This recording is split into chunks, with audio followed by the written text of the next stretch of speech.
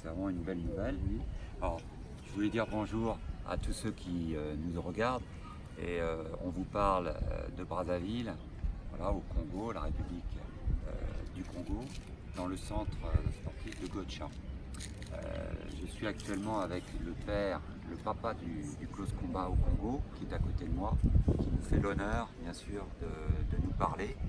Et c'est très important parce que les papas du close combat dans les différents pays, il n'y en a plus, presque plus.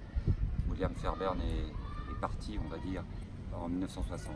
Donc voilà, un grand merci pour le papa du close combat de nous parler. Alors ce que je voulais, c'était peut-être que vous présentiez et que vous nous parliez dans un premier temps de votre arrivée en France, au SNEC, à Collioure, à Montpellier. Je me nomme Oula Bernard, né le 22 novembre 1955 à Brazzaville, précisément dans un village, un petit village qu'on appelait Matari, dans le Poul. Je suis officier parachutiste.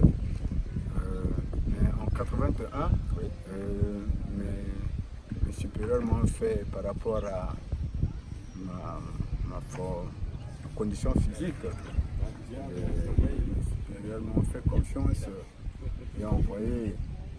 J'ai eu la chance d'avoir une bourse, d'aller apprendre les techniques commando. C'était en 81. D'accord. Je suis arrivé à Montluy, un séjour après. Je suis allé commencer ce stage-là à Collioure. Ah, oui. Collioure, j'ai fait 2 semaines. Oui. J'ai fait tout ce qui est nautisme et escalade. C'était dur, hein. Il paraît. C'était dur. Après les 2 semaines, nous sommes allés à Montluy. Ce fameux SNEC de Montluy. Le SNEC, le grand centre. Ouais. Moi, comme en Afrique, il n'y a pas de centre comme ça. Et quand je suis arrivé là-bas, je me suis dit, mais chef, ne m'aime pas. Mais ça, c'est la torture. Parce que c'était pour moi comme une torture. C'était des choses que je n'avais jamais vues. Mais avec vous voyez, d'abord quand je suis, mes prédécesseurs, mes amis qui étaient d'abord, ils sont venus d'abord faire la formation, m'ont parlé de SNEC. Je me suis dit qu'il ne fallait pas partir comme ça. Je suis parti voir, chez nous on appelle les charlatans qui ont fait des petits trucs là qu'on appelle les anticorps, anti-chocs. On m'a coupé par mon père, puis je suis parti. Quand je suis allé là-bas, bon, j'avais aussi confiance à tout ça là. J'ai eu un peu des petits incidents comme ça où j'avais pris des pistes à travers, et puis je suis tombé là. Mais alors justement, est-ce qu'on peut évoquer ça? Je crois qu'une corde s'est brisée et que oui, vous non, avez été protégé. Une asperge. L'asperge. Oui, bien sûr. Oui, on te l'air Et elle est jette tombée dans le vide comme Oui, ça. faut l'attraper. Bon, il y avait une barre en bas. Au lieu de tomber sur la barre, et j'ai pris par le travers, et puis ça m'a pris au cou de la barre, et puis ça m'a projeté là-bas. Bon, j'étais un Congolais, j'étais quand même avec tout Solide. ce que j'étais solide. Bon, on m'a donné le médecin, quand j'ai ouvert les yeux, j'ai perdu une petite un peu comme connaissance. C'est des secondes après, je m'étais réveillé. J'ai entendu le médecin, les gens qui appelaient, les instructeurs qui appelaient le médecin. Il fallait le médecin. Bon, mais on m'avait donné tout juste. On ne pouvait pas te donner un petit repos. Après le petit repos, j'ai continué avec les autres. J'ai fait la piste bleue, La fameuse piste bleue. j'ai fait la piste jaune, j'ai fait les raids, c'était dur, hein, dur pour moi, parce que c'était la période des neiges. Oh là là, oui, c'est en montagne en plus. Oui,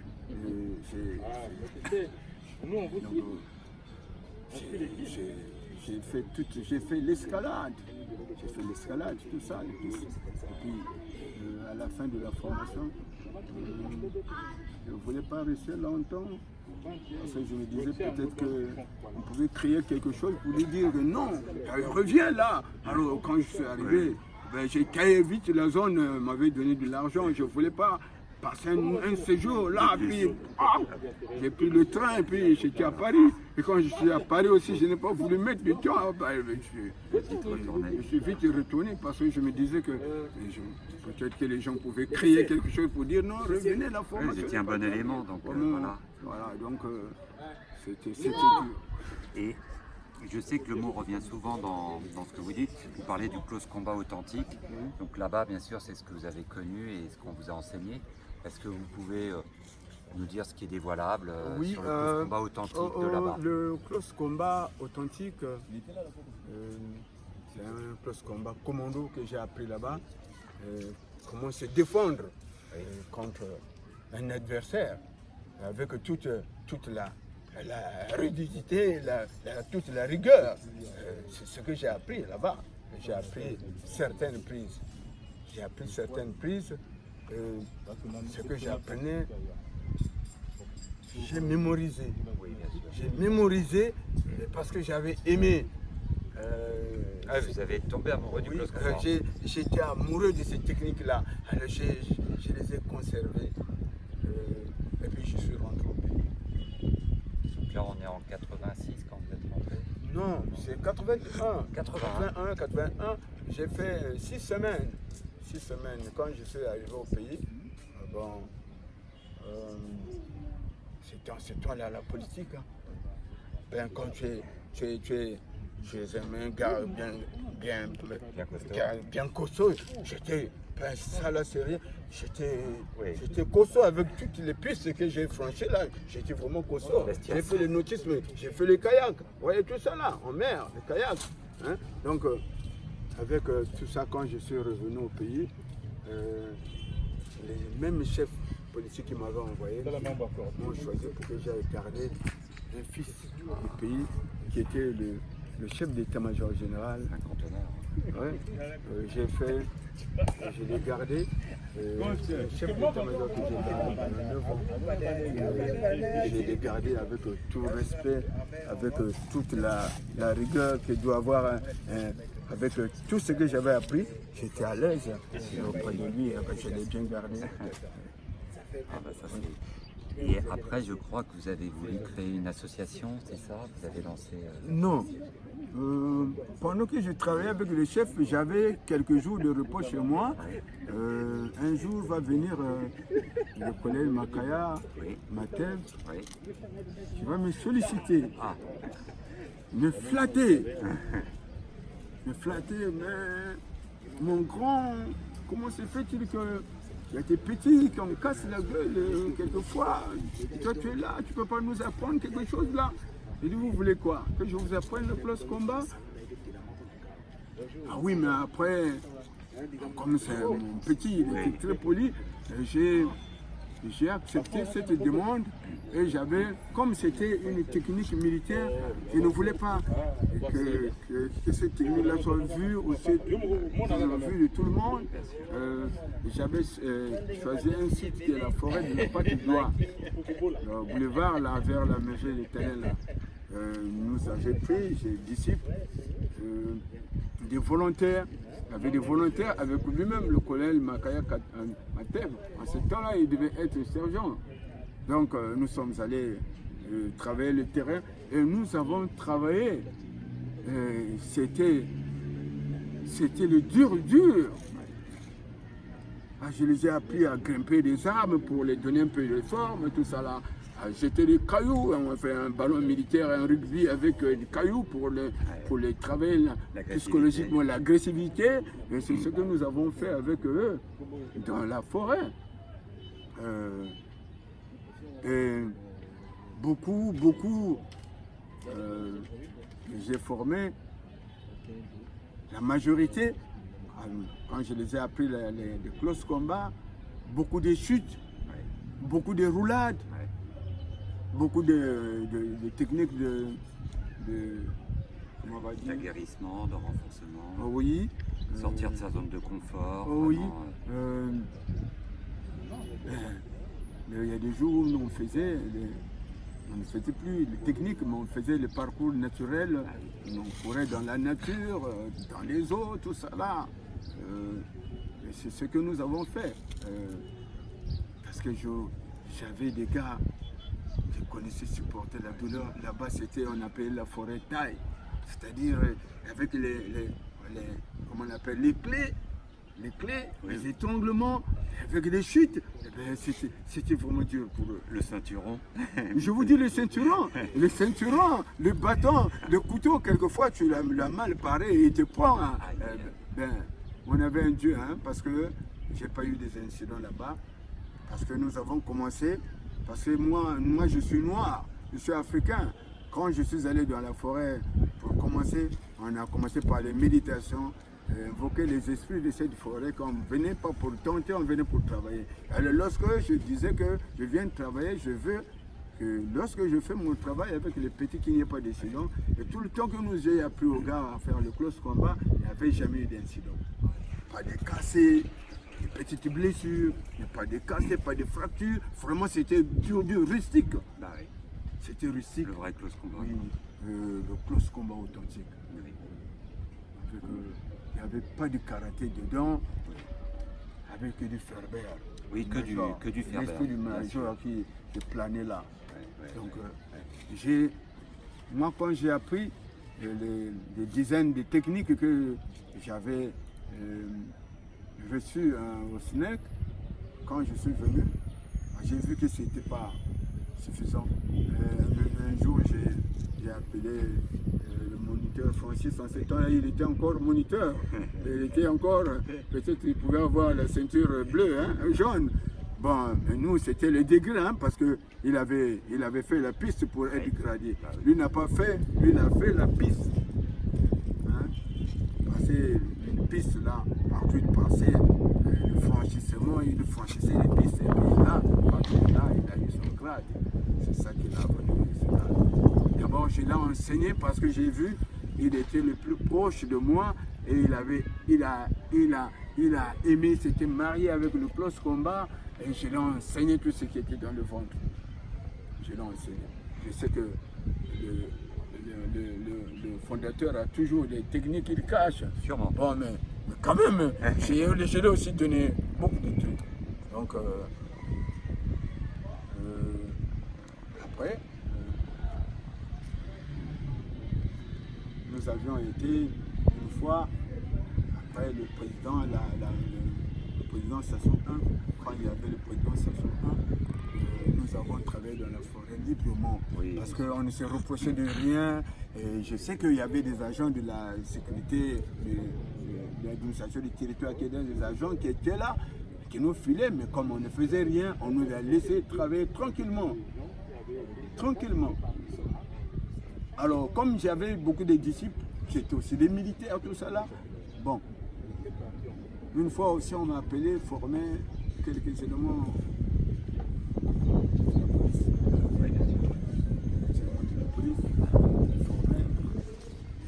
On fait recours avec l'aide du colonel Makaya Fabrice.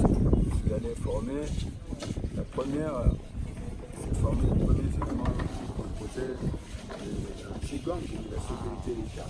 Ah oui, Oui. super.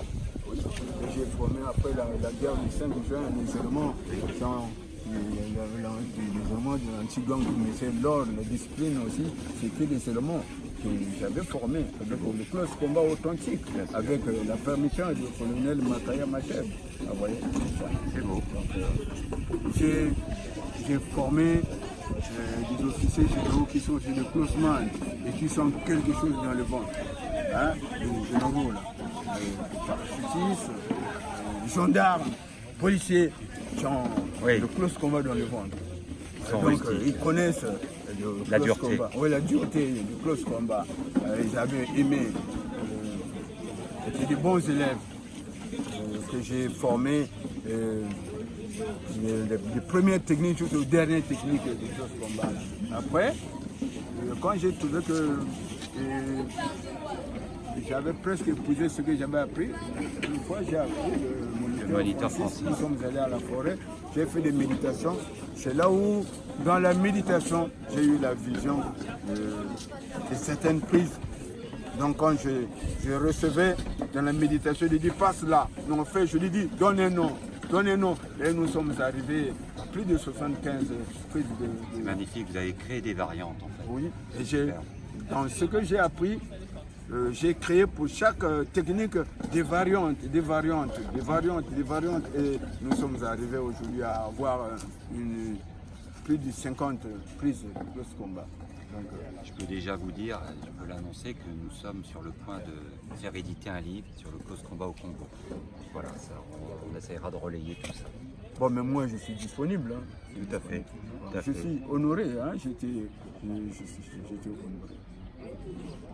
Et est-ce que pendant mon séjour, j'ai pu voir qu'au stade de Michel Dornano, donc, qui est aussi une caserne militaire, il y a le cercle William Fairbairn, notamment Maître John qui l'anime. Est-ce que ça vous fait plaisir que dans le cercle donc, militaire, Le cercle.